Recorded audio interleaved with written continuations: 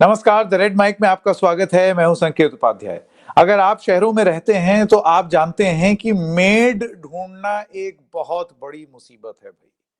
उसके बिना रहा भी नहीं जा सकता। मेड अगर खराब निकल जाए या फिर समय पर ना आए तो दिन भी खराब हो जाता है। आप काम नहीं कर सकते, आप कुछ भी नहीं कर सकते। लाइफ लाइन की तरह हैं मेड्स घर में।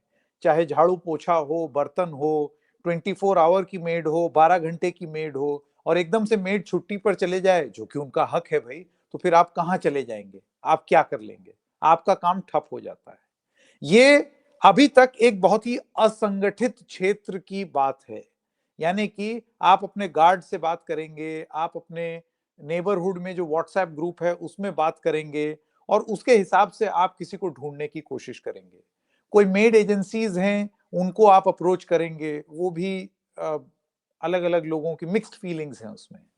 लेकिन अब जैसे कि 10 मिनट में जेप्टो और इंस्टामार्ट और ब्लिंकिट डिलीवर करता है, और स्विगी और जोमेटो आधे आधे घंटे में डिलीवर करता है, या फिर ओला और उबर टैक्सी डिलीवर करता है, या फिर रैपिडो से आप टैक्सी बुक कर सकते हैं, बिल्कुल उसी तर्ज पर अर्बन कंपनी नाम की एक कंपनी ने, जो आप सब जानते ही हैं, अब तक आप उससे मैकेनिक बुला लेते थे फ्रिज ठीक कराने के लिए, आरओ ठीक कराने के लिए।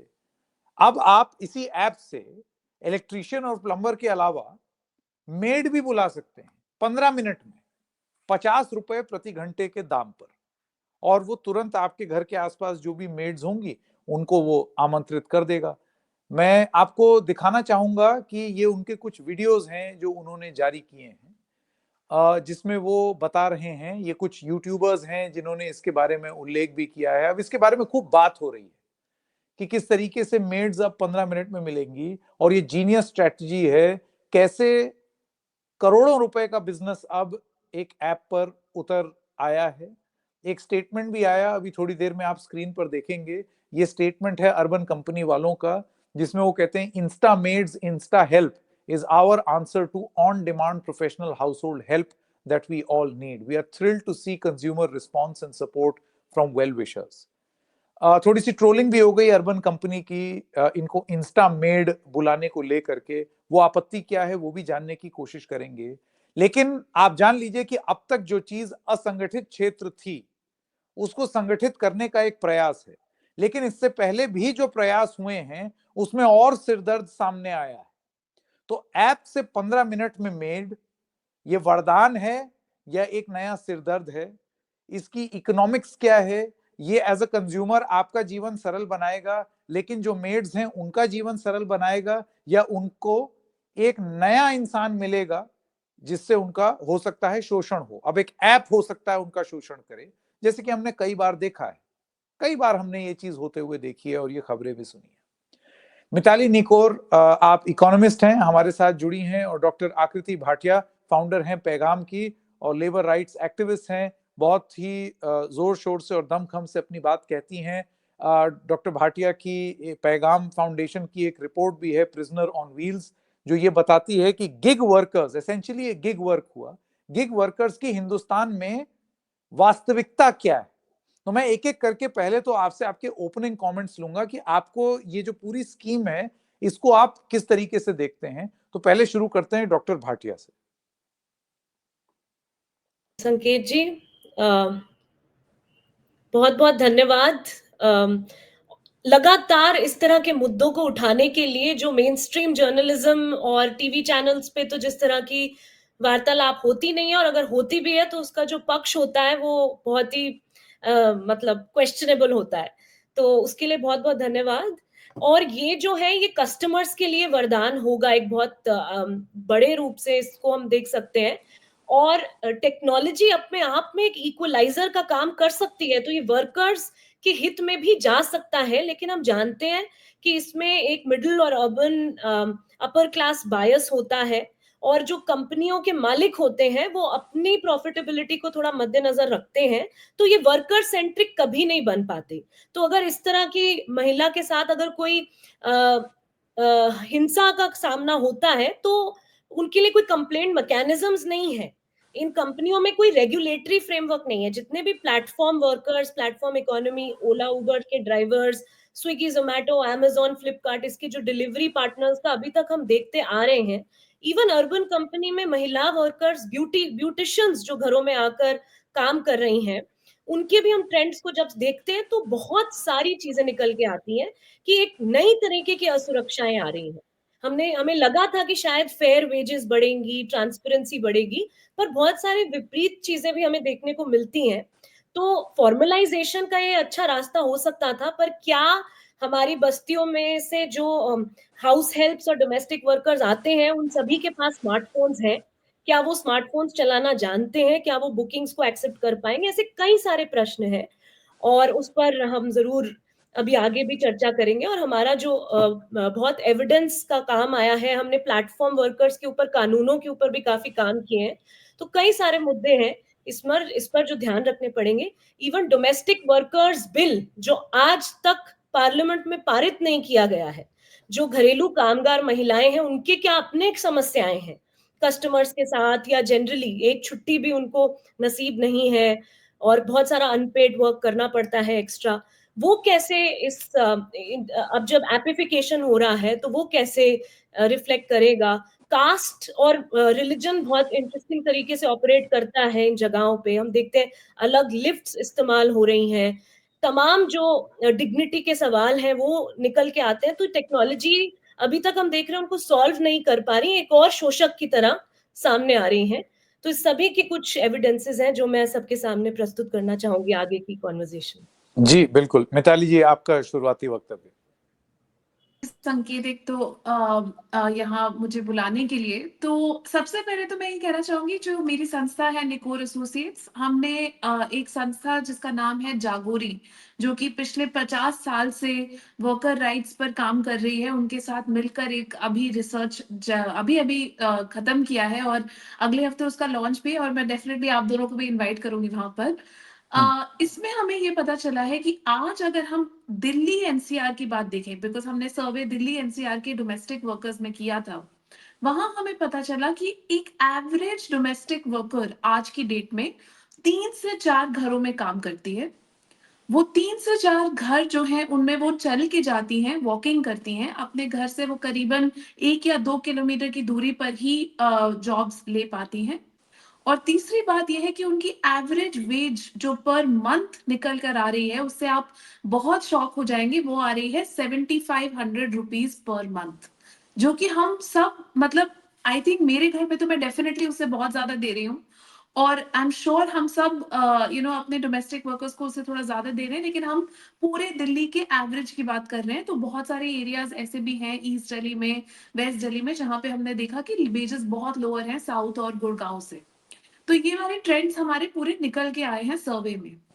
अब दूसरी बात ये है कि सारे डोमेस्टिक वर्कर्स से अगर आप आज बात करें तो वो ये हमें कहते हैं कि हमें एक घर में काम नहीं करना है। इनफैक्ट हमें एक घर में कम से कम काम करना है। हम चाहते हैं कि हमें बहुत सारे घरों में काम मिले, ताकि कोई भी एक एम्प्लॉयर हमारी जो डेस्टिनी है उसे कंट्रोल ना कर सके। और जो बात आकृति जी ने भी कही वायलेंस के बारे में, ये भी हमें बहुत सारे डोमेस्टिक वर्कर्स ने बताया है कि उनके साथ वायलेंस हो चुका है, घरों में हो चुका है, और ऑफिसेज में भी जो डोमेस्टिक वर्कर्स काम करती हैं उनके साथ इनफैक्ट सेक्सुअल हरासमेंट भी बहुत होता है। घरों में एटलीस्ट सेक्सुअल हरासमेंट कम होता है, क्योंकि जनरली उनकी जो बॉस होती हैं वो हाउसवाइफ होती हैं।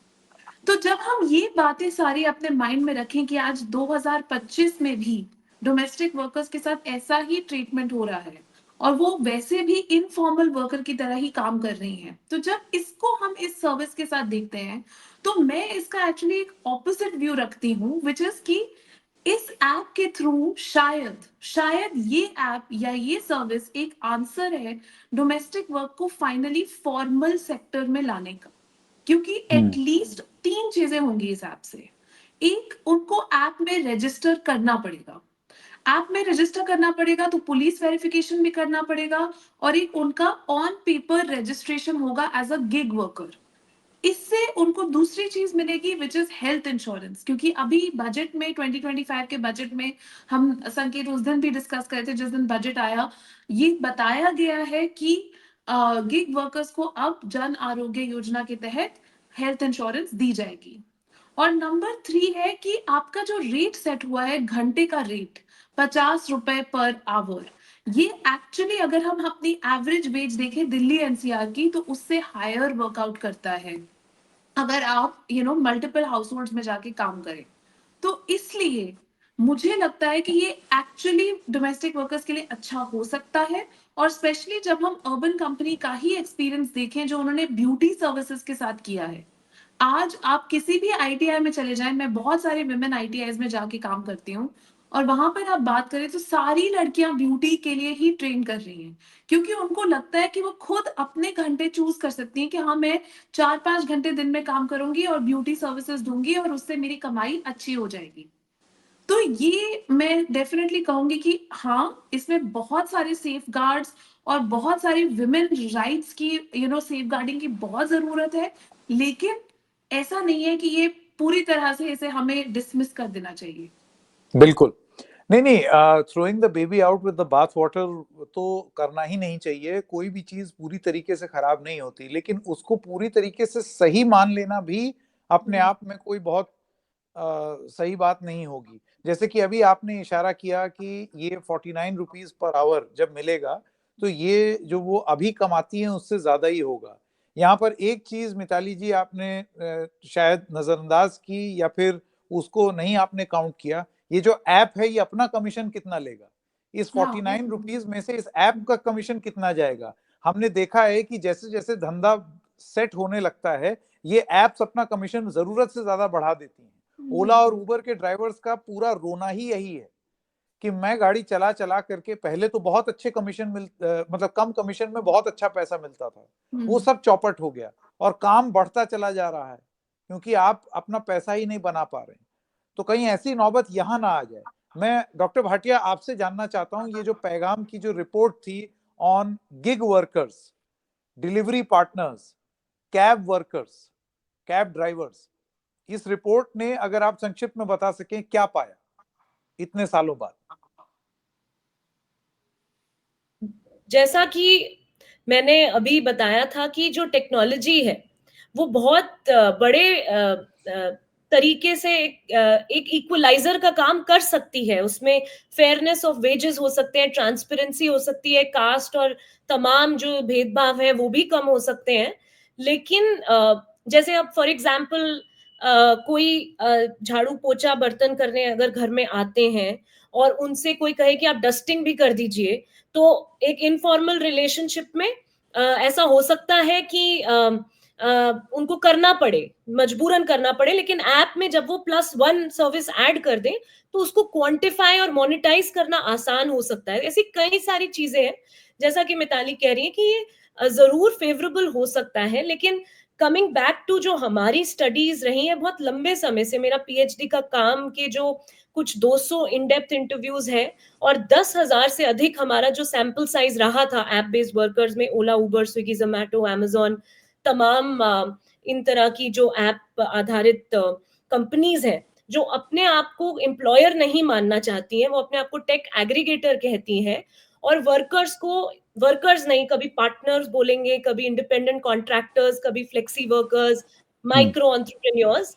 और उसके कई सारे सबूत हैं कि ये एम्प्लॉइज की तरह ही ट्रीट किए जाते हैं, क्योंकि कंपनियां इनके बारे में सब डिसाइड करती हैं कि कहाँ से क्या टर्म्स ऑफ कंडीशन होंगे, कब ये ऐप ऑन कर सकते हैं, ऑफ कर सकते हैं, अब उस पर भी पाबंदियां लगने लगी हैं।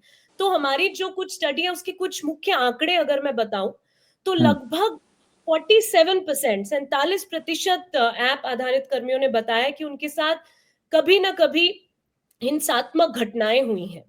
हम देखते हैं कि जो ग्रीवेंस रिड्रेसल मैकेनिज्म है, यानी ऐप में अगर आपको कोई समस्या हुई, कोई छेड़छाड़ का मामला हुआ, कुछ भी हुआ, तो कस्टमर्स के पास ये सुविधा है कि वो कंप्लेंट कर सके, फॉल्स कंप्लेंट कर सके, तो तुरंत जो वर्कर है उनका ऐप जो है डीएक्टिवेट कर दिया जाता है आईडी।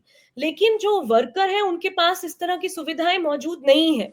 बोला जाता है कि है, पर ऐसा सारे जो हमारे पास एविडेंसेस आ रहे हैं तो उनकी सुनवाई नहीं है। तो उनकी तरफ से एक तरह से वर्कर का वहां पर से नहीं आता। 16-16 घंटे जो है वर्कर्स इसमें काम कर रहे हैं, क्योंकि इंसेंटिव सिस्टम बोला गया कि आप इतनी ड्यूटीज और इतनी राइट्स करते हैं तो आपको बेनिफिट मिलेगा। अब इसमें सबसे बड़ा मामला जो निकल के आता है वो है एल्गोरिथमिक कंट्रोल और डेटा मैनेजमेंट। कंपनियों के पास एल्गोरिथम को डिजाइन करने की क्षमता है और डेटा अपने पास रखने की क्षमता है, तो वो इस बिग डेटा और एल्गोरिथम को अपने हिसाब से डिजाइन करते हैं कि इंसेंटिव अगर 10 सर्विसेज का है तो 9 सर्विसेज तो आपको मिल जाती है, 10वीं सर्विस आती नहीं है, उसके चक्कर में वर्कर्स जो है और ज्यादा ओवरवर्क करते हैं, सेल्फ एक्सप्लॉइट करते हैं। इस तरह के हमें आंकड़े मिलते हैं। अगर मैं डिलीवरी पर्सन्स की बात करूं तो उनका जो औसतन जो निकला था वेज, जैसे कि आपने डोमेस्टिक वर्कर्स का बताया, तो ऐप बेस्ड डिलीवरी पर्सन्स 10,000 से भी कम जो है मंथली कमा पा रहे हैं ऐप बेस्ड, जो कि मिनिमम वेज से कहीं कम है। और हमें लगता है कि ओला उबर के ड्राइवर्स तो अच्छा कमा सकते हैं, लेकिन जैसे संकेत जी ने भी बोला कि वो 15,000 से भी कम बचा पा रहे हैं, मतलब जो उनकी घर लेके जाने वाली कमाई है, क्योंकि कई सारी उनके और भी खर्चे हैं एट वर्क, उनको गाड़ी की मेंटेनेंस, ईएमआई, सर्विस, फ्यूल, हमें पता है फ्यूल के दाम भी बढ़ रहे हैं, इस तरह की चीजें भी हैं। और पीनलाइजेशन अलग अलग तरीके से, जो आईडी ब्लॉक की समस्या है, 80% लोगों ने बताया कि वो उनके लिए सबसे बड़ी समस्या बन गई है, कि वो ऑन द स्पॉट फायरिंग की तरह काम कर रहा है। और कस्टमर का भेदभाव तो है ही, पुलिस की हैरेसमेंट है, एक्सीडेंट्स के बाद कोई इंश्योरेंस जो प्रॉमिस की जाती है कंपनियों द्वारा उन्हें मिलती नहीं है। डेटा मैनेजमेंट की मैंने बात की कि जब भी कोई खबर आती है कि कोई वर्कर ऑन ड्यूटी कोई डेथ हो गया या कोई इंजरी हो गई या कोई हैरेसमेंट का केस आ गया, तो कई सारे केसेस निकल के आए कि कंपनी पूरा का पूरा डेटा ही डिलीट कर देती है। तो इस तरह की भी हमने देखा है कि मनमानी जो है कंपनीज की तरफ से आती है। तो बिल्कुल टेक्नोलॉजी और इस तरह में एपिफिकेशन से हमें प्रॉब्लम नहीं है, उससे तो बहुत एफिशिएंसी लाई जा सकती है, कस्टमर को बहुत सुविधा मिल सकती है, तमाम चीजें हैं, वेरिफिकेशन, ट्रस्ट बिल्डिंग, सब चीजें हो सकती हैं। पर बहुत जरूरी है कि एक रेगुलेटरी फ्रेमवर्क होना बहुत जरूरी है इन प्लेटफॉर्म्स के ऊपर, और उसके कई सारे जो मैकेनिज्म्स हैं। अभी आईएलओ में भी 2025 में decent work for platform workers की कन्वेंशन होने जा रही है, और उसके लिए अभी हमारी संस्था ने मिलकर शैडो रिपोर्ट बनाई है।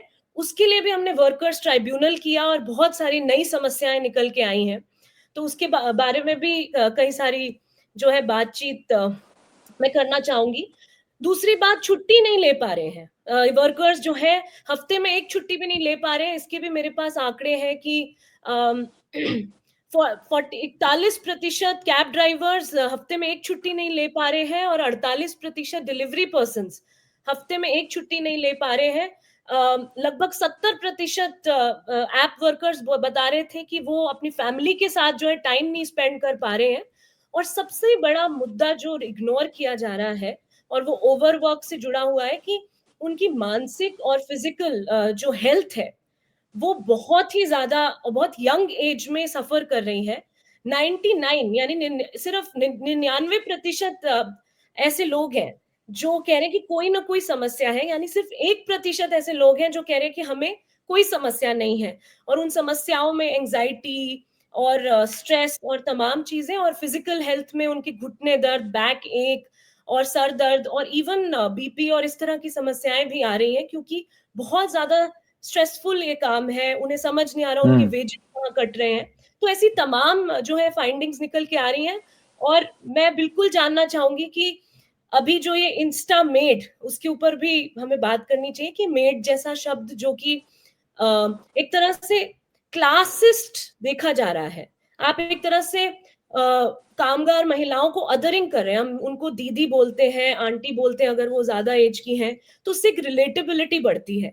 जब आप मेड बोलते हैं तो उस तरीके की रिलेटेबिलिटी भी नहीं होती। और हमें पता है कि जिस तरीके का भेदभाव और ट्रीटमेंट आज भी घरों में है, क्या वो इन ऐप से बेहतर हो जाएगा? मैं चाहूंगी कि हो जाए, पर जिस तरीके का नाम ही रखा जा रहा है, और जहां तक कि अभी देख सकते हैं वेजेस की, अगर आपने बोला जो 49-50 रुपीज पर आवर, शुरू में ये बहुत इन्वेस्टर फंडिंग आती है। स्नैपबिट करके भी एक ऐप है, और तमाम जो बेबी सिटिंग की एप्स हैं, केयर वर्क की एप्स हैं, एक बुक माई बाई करके भी ऐप है, और अभी जो ये नई आई है शुरू में जब इन्वेस्टमेंट मिलता है तो ये अपना कस्टमर बेस भी बढ़ाना चाहते हैं और वर्कर का डेटाबेस भी बढ़ाना चाहते हैं, तो ये इंसेंटिवाइज करते हैं और धीरे-धीरे हमने अक्रॉस प्लेटफॉर्म्स ये ट्रेंड देखा है। अमेज़न में शुरू में 50 रुपीस पर डिलीवरी वाज़ द बिगिनिंग। आज 5 रुपए प्रति डिलीवरी भी है।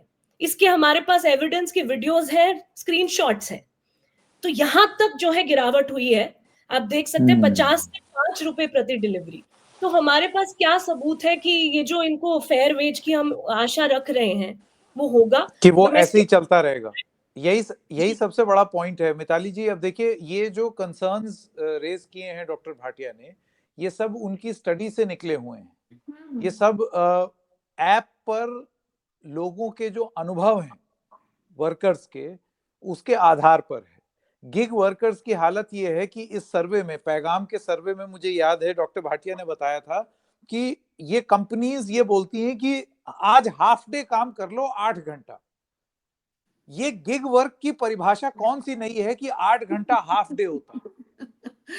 सो आई थिंक सबसे पहली बात तो मैं ऑफ कोर्स ये स्टडी बहुत ही इंटरेस्टिंग है और मैंने एक्चुअली ऑलरेडी पढ़ी हुई है, तो ये बहुत ही इंटरेस्टिंग है। लेकिन मैं ये कहना चाहूंगी कि जो गिग वर्क में, प्योर गिग वर्क में हो रहा है, वो डोमेस्टिक वर्क से एक्चुअली काफी अलग है। क्योंकि ये जो शोषण की आप बात कर रही हैं जो गिग वर्क में हो रहा है, वो बहुत सालों से डोमेस्टिक वर्कर्स के साथ अभी भी हो ही रहा है। सबसे पहली बात तो ये है कि सबसे जो डिस्क्रिमिनेटेड वर्ग है पूरे हमारी इकोनॉमी का, वो औरतें हैं जो डोमेस्टिक वर्क करती हैं, क्योंकि वो सबसे ज्यादा डिस्क्रिमिनेटेड है, वो सबसे लो कास्ट की होती हैं, वो सबसे दूसरे माइनॉरिटी रिलीजन ग्रुप की होती हैं, उनको सबसे ज्यादा डिस्क्रिमिनेट किया जाता है, उनको सबसे लो वेजेस दिए जाते हैं और उनको सेपरेट बर्तन, सेपरेट एंट्रेंस, ये सारी चीजें जो आज गिग वर्कर्स के साथ हमें दिख रही हैं, वो बहुत डेकेड से डोमेस्टिक वर्कर्स सहते आ रहे हैं। तो सबसे पहली बात तो ये। दूसरा, मैं बिल्कुल अग्री करती हूँ कि ये जो वर्ड है इंस्टा मेड, ये तो बिल्कुल ही गलत है। और मतलब मुझे समझ नहीं आता कि वाई ये जो बड़ी कंपनीज हैं अपने ऑफिस के ये जो डिसीजन मेकिंग होती है उसमें एक औरत को रख लें, बस एक औरत को अपने सीनियर लीडरशिप में रख लें, उनको समझ में आ जाएगा कि ये वर्ड इंस्टा मेड गलत है। लेकिन सारे मर्द है वहां पे, तो अब हम क्या करें। तो यहाँ पे ये भी एक जेंडर की बात है कि सीनियर लीडरशिप में भी अगर आप औरतें नहीं रखेंगे तो वो जेंडर सेंसिटाइजेशन लैंग्वेज में भी नहीं आएगा, और ये है उसका रिजल्ट। तो तो ये तो मिताली बात जी देखिए, अपनी। मैं बस आपसे ये जानना चाहता हूँ, also for my own better understanding, made शब्द को लेकर के चाहे लेबर यूनियन हो, यहाँ पर डॉक्टर भाटिया और आप भी यही सेम बात कर रही हैं। अब bookmybuy.com भी है, तो वो भी कहने को तो गलत है। आपने अदरिंग बाई बोल करके भी कर दिया, बिल्कुल। लेकिन बाई शब्द का मतलब महिलाओं को संबोधित करने का भी एक शब्द होता है राजस्थान में। तो ये आप फिर किस शब्द से बुलाएंगे? मैं तो जैसे पर्सनली हमेशा डोमेस्टिक वर्कर यूज करती हूँ, और मुझे ये लगता है कि हमें आगे चल के अपनी एक केयर की इकोनॉमी बनानी है, जबकि मेरा जो बहुत सारा काम है वो केयर इकोनॉमी पर है। और अगर हम टोटल वैल्यू देखें, जो औरतें आज अनपेड केयर वर्क अपने घर में करती हैं और पेड केयर वर्क दूसरे घरों में करती हैं, उसकी टोटल वैल्यू हमने कैलकुलेट करी है मिनिस्ट्री ऑफ वुमेन के साथ जो स्टडी हमने करी थी, कि 15 से 17% ऑफ जीडीपी उतना अनपेड केयर वर्क औरतें आज कर रही हैं। जो हमारी डोमेस्टिक वर्कर्स की स्टडी थी उसमें भी हमें यह पता चला कि पहले डोमेस्टिक वर्कर्स 8 से 10 घंटे काम करती हैं दूसरे लोगों के घरों में, घर का काम, फिर 8 से 10 घंटे अपने घर में काम करती हैं, अपने घर का काम। तो रोज 20 घंटे तक डोमेस्टिक वर्कर्स काम कर रही हैं। उसमें से ऑफ कोर्स उनको सिर्फ 10 घंटे का पैसा मिलता है बिकॉज वो किसी और के घर में, और वो सिर्फ 4 से 5 घंटे सो रही हैं। और पूरा टाइम उनको पानी कलेक्ट करना, अपने खाने का फायरवुड कलेक्ट करना। अभी इवन इन अर्बन एरियाज शायद उनके पास गैस कनेक्शंस नहीं है, वो जाके फायरवुड कलेक्ट कर रही हैं अर्बन एरियाज में भी, दिल्ली में भी।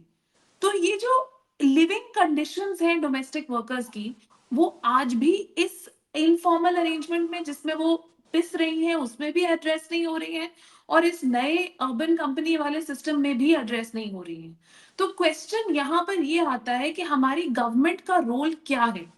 चाहे हम अर्बन कंपनी की बात करें या हम आज की इनफॉर्मल सिस्टम जो हमारा अभी चल रहा है उसकी बात करें, गवर्नमेंट, अगर हम महाराष्ट्र की गवर्नमेंट को देखें तो कुछ साल पहले महाराष्ट्र की गवर्नमेंट ने कोविड के टाइम पर एक नई रेगुलेशन निकाली थी जो बहुत ही एक्चुअली फोर्थकमिंग थी, कि डोमेस्टिक वर्कर्स जाके उनके डोमेस्टिक वर्कर्स के बोर्ड में रजिस्टर करें अपने आप को कि मैं एक डोमेस्टिक वर्कर हूं, और उनका एक मिनिमम वेज सेपरेटली महाराष्ट्र में सेट करा गया है डोमेस्टिक वर्कर कैटेगरी के लिए। और उनको ये भी कहा गया था कि अगर कोविड के टाइम पे आपकी जॉब छूट गई है तो स्टेट गवर्नमेंट आपको मंथली 3,000 रुपए देगी एज अ मतलब स्टॉप गैप, की कोविड की वजह से अगर आपकी जॉब चली गई। अब आपको ये पता होगा कि मुंबई में सबसे ज्यादा डोमेस्टिक वर्कर्स रायगढ़ से आते हैं ट्रेन लेकर, सबअर्बन ट्रेन में।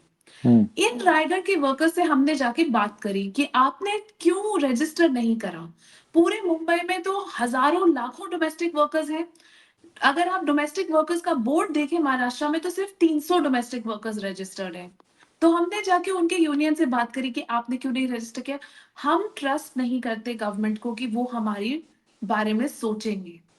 तो कहीं ना कहीं जब हम कंपनियों को ब्लेम करते हैं और हम कहते हैं कि कंपनियां अपना काम नहीं कर रही हैं, अपनी तरफ से तो कंपनी का सिर्फ काम यही है कि हम एक प्लेटफॉर्म बनाए और फिर जो प्लेटफॉर्म पे आना चाहता है वो प्लेटफॉर्म पे आए, और जो प्लेटफॉर्म पे नहीं आना चाहता है और वैसे काम करना चाहता है तो वैसे काम करे। गवर्नमेंट का जो रोल है वो बहुत जरूरी है जब हम लो इनकम वर्कर्स की बात करते हैं, gig workers, domestic workers, care workers, drivers, कोई भी हो, हमारे पूरे वर्किंग क्लास की सुरक्षा गवर्नमेंट को ही करनी है उन रेगुलेशन से, और ये पूरी बात यूनिवर्सली पता है। तो इसके लिए हमें गवर्नमेंट की तरफ से भी एफर्ट की जरूरत है कि सिर्फ ये नहीं कि आप एक बोर्ड बनाएं, बट आप जाके उनसे बात करें, आप अपने रिप्रेजेंटेटिव्स को वहां बोले और कहें नहीं हम आपके हक के लिए लड़ेंगे, हम आपके लिए ये चीजें कर रहे हैं, हम आपको हेल्थ केयर का इंश्योरेंस दे रहे हैं, जन आरोग्य योजना आपके लिए अच्छी है। तो मतलब ये जो सोल्यूशंस भी अगर वो लेकर आ रहे हैं लोगों को पता होने चाहिए, उसके लिए रजिस्ट्रेशन होना चाहिए। बिल्कुल। डॉक्टर भाटिया, मैं एक एक करके अब आप लोगों से ये जानना चाहता हूं कि जाहिर सी बात है किसी भी नए आइडिया को तुरंत खारिज नहीं कर देना चाहिए। आप दोनों ही मान रहे हैं कि ये कम से कम इसकी जरूरत तो है, अर्बन इंडिया में इसकी बहुत तेजी से जरूरत है, और एक समस्या का समाधान मुहैया कराते हुए ये एक दिख भी रहा है। लेकिन इसमें ऐसी क्या चीजें होंगी जिन पर बहुत ध्यान से नजर रखनी होगी ताकि इसमें वर्कर्स को भी फायदा पहुंचे और जिनके लिए ये डिजाइन्ड है उनको भी फायदा मिले? Completely agree. Am I audible? जी जी। हाँ जी। तो ये बिल्कुल सही बात है कि जैसा मैंने बोला एफिशिएंसी, आज जब हमारे पास टेक्नोलॉजी है कि जो डिमांड और सप्लाई को ठीक तरह से मीट किया जा सकता है, और वो एक ऐप के जरिए वो बहुत बेहतर तरीके से हो सकता है, उसमें टाइम सेव होगा, उसमें एक तरीके से जो वेज और डिमांड, काफी ऐसी एप्स भी आई हैं कि मैं अपना जो रेट मैं मांगना चाहती हूँ मैं वो डाल दूं, और जो वर्कर है वो अपना जो डिजायर्ड प्राइस है जिस पे वो काम करना चाहते हैं वो वहां पे एंटर कर दें, और जो मीट करेगा, जो जिसको सही लगेगा वैसे भी मिल सकते हैं डिमांड और सप्लाई। तो इसको बहुत एफिशिएंटली यूटिलाइज किया जा सकता है। पर क्या ये फेयर है, सवाल ये है। जब हम गाड़ियों को देखते हैं सड़कों पर तो इतनी ओवर सप्लाई हो चुकी है क्योंकि वो बिल्कुल भी मार्केट के डिमांड और सप्लाई के आधार पे नहीं चल रही है। शायद दिल्ली में अभी अगर 5.5 लाख कैब्स चल रही हैं तो शायद सिर्फ 2.5 लाख की जरूरत है। उदाहरण के तौर पे, मैं एग्जैक्ट आंकड़ा तो नहीं बता रही पर लगभग यही है कि शायद सिर्फ 2 लाख कैब्स होंगी तो हर वर्कर को भी बेहतर वेज मिलेगा, उसको बेहतर राइड्स मिलेंगी, और एक तरह से वेटिंग टाइम कम होगा। तो वो इसीलिए हो रहा है क्योंकि कंपनियां अलाउ कर रही हैं ये सब, क्योंकि उसमें उनको ज्यादा कमीशन मिल पा रही है। तो फेयर डिमांड और सप्लाई भी हो पा रहा है कि नहीं, ये भी एक सवाल है। 2 और छोटे उदाहरण है कि जब एपिफिकेशन हो जाएगा डोमेस्टिक वर्क में तो किस तरह की चीजें हो रही हैं। अगर मैं पार्लर ब्यूटी वर्क का भी एग्जांपल लूं, तो इस तरीके से सेफ्टी ब्रीचेस जो बेहतर हो जानी चाहिए वो और बढ़ रही हैं, कि अक्सर मेल कस्टमर जो है वो महिला कस्टमर्स बन के सर्विसेज ऑर्डर कर रहे हैं, और उसमें बहुत तरह की दिक्कतें आ रही हैं। वर्कर्स रिपोर्ट तो करते हैं पर वो ज्यादा कुछ कर नहीं पा रहे क्योंकि उनकी रेटिंग्स गिरने का उन्हें लगातार डर है। इस तरह के बहुत केसेस आए। तो ऐसे में क्या होगा इस तरह से, क्योंकि डोमेस्टिक वर्क में भी यही है। दूसरा, मिताली जी ने बोला कि ये तो वर्कर के ऊपर है कि वो कब ऐप ऑन करें या ऑफ करें, या कंपनीज जो है इस तरह की फ्रीडम नहीं मिल रही है। उन्हें बोला जा रहा है कि आप ऑनलाइन ही रहिए, और अगर मान लीजिए मैंने यस मैडम या ब्यूटी सर्विस कोई ऑर्डर की फेशियल के लिए या किसी चीज के लिए, और कोई शीतल नाम की लेडी आती हैं, अगर वो किसी और दिन अगले हफ्ते पार्क में अपने बच्चे को टहलने भी लाई है मेरे घर के पास, तो उनका ऐप वार्निंग आ जाएगा कि आप क्यों आए हैं, अभी तो क्लाइंट ने कोई बुकिंग नहीं की। तो वो ये कंट्रोल करना चाह रहे हैं कि कहीं ऐसा तो नहीं कि पर्सनल संबंध बन के बिना ऐप के अब बुक क्लाइंट ले ले।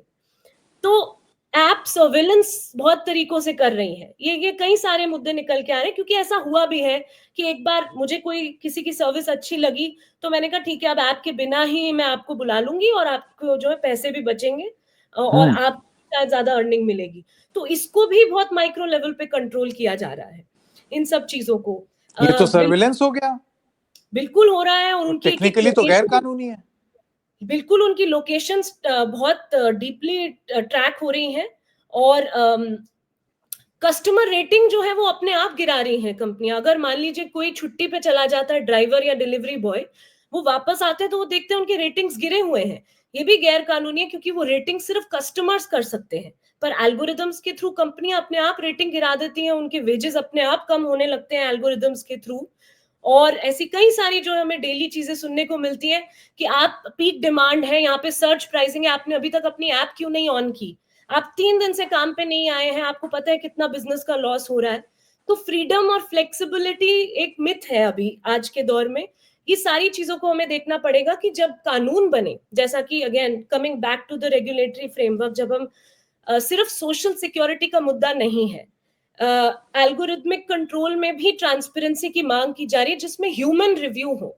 एक ऐसा प्रतीत आ रहा है कि रोबोट से आप बात कर रहे हैं और वो सब कुछ कर रहे हैं, तो उसमें ह्यूमन रिव्यू होना जरूरी है, इंडिपेंडेंट ऑडिट्स होने जरूरी है। कस्टमर वर्कर को भी ये पूरा अधिकार होना चाहिए कि वो किसी निर्णय को अपील कर सके, उसको जो है क्वेश्चन कर सके। इस तरह के अभी प्रावधान नहीं है। अगर जैसे ही ये सारी चीजें आ जाएंगी तो हमारे जो प्लेटफॉर्म्स हैं वो मच मोर इंक्लूसिव और फेयर हो जाएंगे। तो हमें इस दिशा में काम करनी है। हमारा मकसद ये नहीं है कि हम पूरे टेक्नोलॉजी या पूरे बिजनेस सेंटिमेंट को ही बोल रहे हैं कि हम डिसमिस करना चाहते हैं। तो इस तरह के हमें इंटरवेंशंस चाहिए। सोशल सिक्योरिटी बहुत जरूरी है, लेकिन वो मान लीजिए रिटायरमेंट के बाद क्या होता है वो तो बाद की बात है। आज उन्हें क्या वेज रेट मिल रहा है वो बहुत बड़ा सवाल है, कि इतने जो लेस देन मिनिमम वेज नहीं, लेस देन स्टारवेशन वेजेस भी आ रहे हैं, इतना ओवरवर्क कंडीशन हो रहा है। इन सब के ऊपर होना चाहिए पारदर्शिता। फाइनली जो डेटा का सवाल है वो प्राइवेसी का सवाल नहीं है मात्र, वो पूरा सरप्लस वैल्यू का सवाल है। जो हम देखते थे पहले फैक्ट्रियों में सामान बन रहा है और उसका जो पूरा प्रॉफिटेबिलिटी आज वो डेटा की वजह से है। तो हम जो स्टडीज से डेटा का ढूंढ रहे हैं वो जरूरत नहीं थी, वो डेटा ऑलरेडी अवेलेबल है। कंपनीज के पास माइक्रो सेकंड के डेटा है कि कौन से घरों से किस तरह की डिमांड आ रही है, वो सब उन्हें पता है। तो वो डेटा जो है थोड़ा बहुत इसको शेयर करना, वर्कर्स का जो डेटा है उसके बारे में भी ट्रांसपेरेंसी होना। हम ये नहीं कह रहे कि पब्लिक कर दीजिए सारा डेटा, लेकिन कस्टमर्स की केवाईसी होने भी जरूरी है, और एक तरह से इक्वल होना चाहिए। तो ये जो बायस हमें नजर आता है कि प्रो कंपनी या प्रो कस्टमर बायस है, मुझे लगता है उसमें वर्कर का पर्सपेक्टिव भी जब शामिल हो जाएगा, ठीक है, तो ट्राइपार्टाइट मॉडल की हम बात करें जहां सरकार, एम्प्लॉयर, एम्प्लॉई यानी प्लेटफॉर्म्स और वर्कर्स सभी का एक जो कानून समझ गया मैं आपकी बात। अब मैं मिताली जी आपसे एक सवाल ये पूछना चाहता हूं कि अभी तक तो हमने वर्कर्स की जो लेबर है, वर्कफोर्स है, हमने उसके अधिकार की बात की। ऑब्वियसली कोई भी नई चीज आएगी it has to be fair, वरना ये तो चलेगा नहीं ना। लेकिन हमने एक चीज देखी है हिंदुस्तान में जिसे कहते हैं द एम्प्लॉयमेंट पैराडॉक्स। आपको बेरोजगारी भी बहुत ज्यादा मिलेगी, लेकिन अगर आप ढूंढने निकलेंगे तो आपको काम करने वाले भी नहीं मिलेंगे। दोनों ही चीज इसी देश में होती है, और इसके बारे में तमाम स्टडीज हुई हैं, तमाम लोगों ने लिखा है। और इस चक्कर में बहुत सारे कंज्यूमर्स भी चोट खाते हैं। बहुत सारे कंज्यूमर्स के साथ भी धोखा होता है। ऐप पर रजिस्टर कर दें और ऐप पर ऑर्डर करने के बाद भी ये धोखा उनके साथ होता है। तो ऐसे में कोई एक ऐसी चीज जो सबके लिए फेयर हो, बिल्कुल, तो वो संगीत इंश्योर सबसे करना पहले जरूरी नहीं है। बिल्कुल, मुझे लगता है सबसे इम्पोर्टेंट चीज़ है कि हर स्टेट में, आज की डेट में हर स्टेट में एक डोमेस्टिक वर्कर रजिस्ट्रेशन का बोर्ड बनना बहुत ज़रूरी है। महाराष्ट्र ने पहल करी है, हर स्टेट में एक तो ये बोर्ड बहुत ज़रूरी है, स्पेशली इस ऐप के आने के बाद, क्योंकि इससे फॉर्मलाइजेशन ऑफ डोमेस्टिक वर्क बहुत आगे बढ़ेगा और डोमेस्टिक वर्कर्स के लिए ये रजिस्ट्रेशन मैंडेटरी होना चाहिए अगर वो उनको इस ऐप में पार्टिसिपेट करना है, क्योंकि ये उनके लिए भी अच्छा है, ये गवर्नमेंट के लिए भी अच्छा है कि उनका भी एक केवाईसी एक तरीके से हो गया, और उनके जो लीगल राइट्स हैं इस रजिस्ट्रेशन से सारे वर्कर्स को अपने लीगल राइट्स भी पूरी तरह से समझ आ जाए।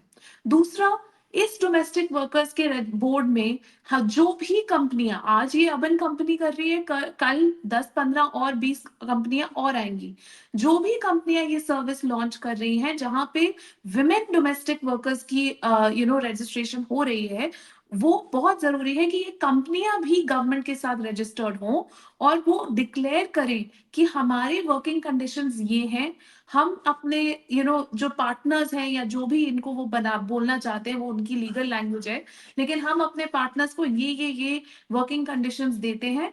और जो ये पॉइंटर्स आकृति ने कहे हैं, ये एक्चुअली हमने स्टडी करे थे जब अर्बन कंपनी के अगेंस्ट, आपको याद होगा 3 साल पहले बहुत बड़ा प्रोटेस्ट हुआ था, जब सारी डोमेस्टिक ब्यूटी वर्कर्स स्ट्राइक पे गई थी, तब अर्बन कंपनी ने ये रियलाइज करा कि उन्हें अपनी फीमेल वर्कर्स के लिए कुछ प्रोविजंस करने पड़ेंगे, जैसे फॉर एग्जांपल ऐप बंद करना, दिन में 2-3 घंटे 4 घंटे उनको देने पड़ेंगे, क्योंकि उनका केयर वर्क रिस्पॉन्सिबिलिटी इतना ज्यादा है कि वो कंटिन्यूअसली 8 या 10 घंटे काम नहीं कर सकती, और अर्बन कंपनी ने कब तब ये चेंजेस करे। इसी तरह से जेंडर लेंस को लेकर ये सारी जो वर्किंग कंडीशंस जो डिफरेंट कंपनीज एनफोर्स कर रही हैं, वो उन्हें इसी बोर्ड के साथ बहुत जरूरी है कि वो रजिस्टर करें। तीसरा, वेज ट्रांसपेरेंसी, जो वेजेस ऑफर हो रही हैं, चाहे वो जैसे आकृति ने कहा एक बिडिंग सिस्टम पे हो या एक फ्लैट फी सिस्टम पे हो, जो भी सिस्टम है, ये हमें अगेन रजिस्टर्ड और पता होना चाहिए सारे सारे इवन कस्टमर्स को। और पांचवी बात, जो हम कस्टमर्स की बात कर रहे हैं, अगर हम ऑर्डर करते हैं, कोई भी ऑर्डर करता है, हम चाहते हैं कि हम अपने जो भी हमारे साथ आ रहा है काम करने के लिए डोमेस्टिक वर्कर, उसे अच्छे से ट्रीट करें, लेकिन ये हम सोचते हैं।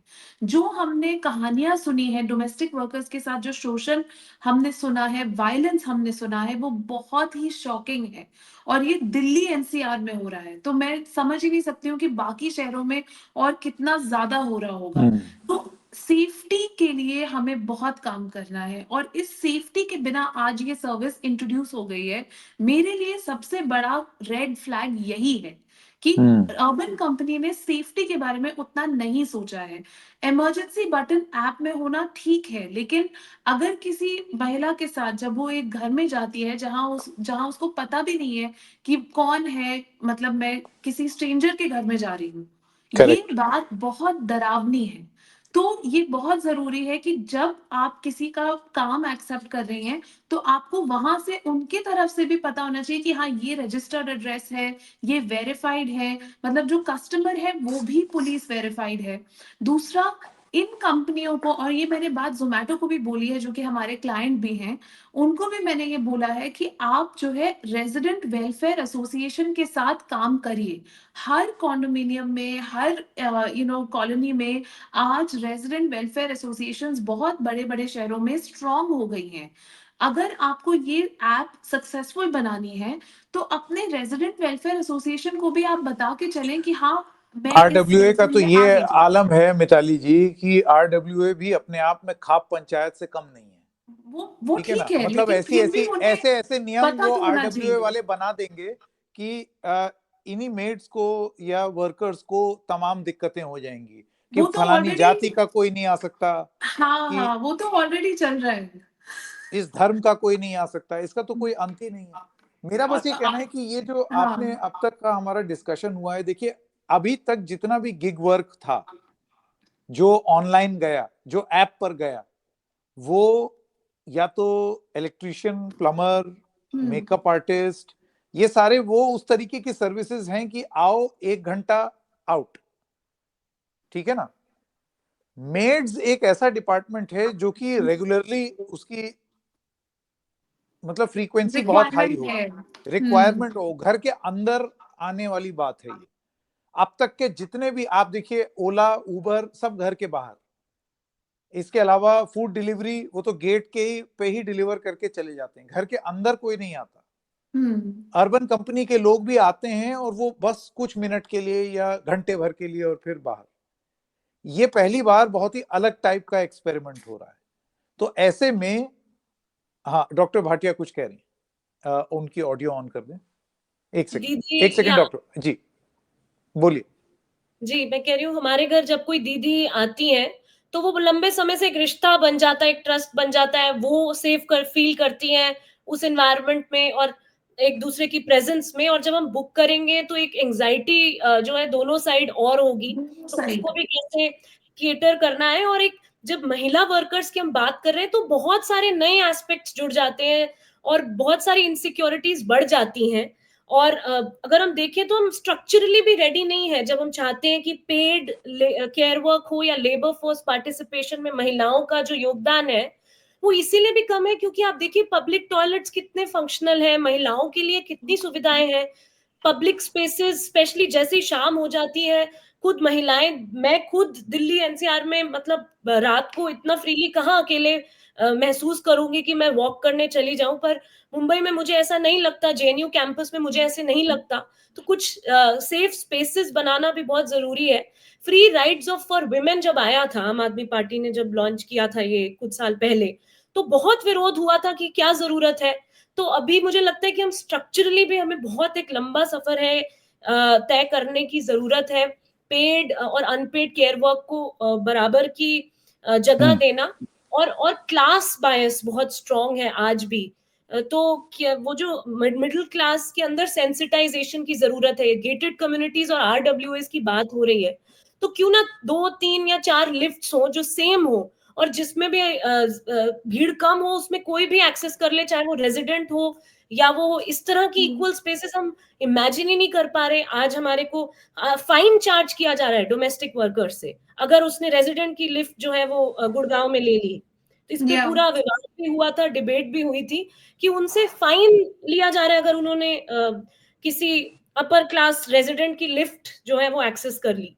तो इस तरह की सोच जब रहेगी समाज में और आरडब्ल्यूएज में और कंपनीज में, तो कितना भी हम टेक्नोलॉजीज और बेहतर चीजें ले आए, एक तरह से वो डिग्निटी ऑफ लेबर जो बढ़ जानी चाहिए थी, बाहर करेक्ट। हम देख वेज वो मतलब नहीं एक बढ़ रही है।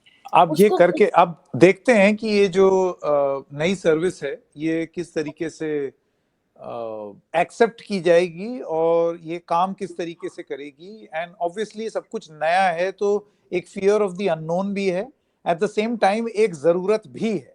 तो उस जरूरत को पूरा करने का प्रयास ये कंपनी कर रही है, पर किसी का भी शोषण ना हो और खास तौर से ये कंपनीज तो शोषण ना ही करें, क्योंकि अगर ऐसा होगा तो लगातार हम तो कार्यक्रम करते रहते हैं, आगे भी करेंगे। बहुत बहुत धन्यवाद डॉक्टर भाटिया और मिताली जी हमारे साथ जुड़ने के लिए। आप दोनों का बहुत बहुत धन्यवाद। दर्शकों आपका भी। फिर मिलेंगे किसी और मुद्दे के साथ, तब तक के लिए नमस्कार।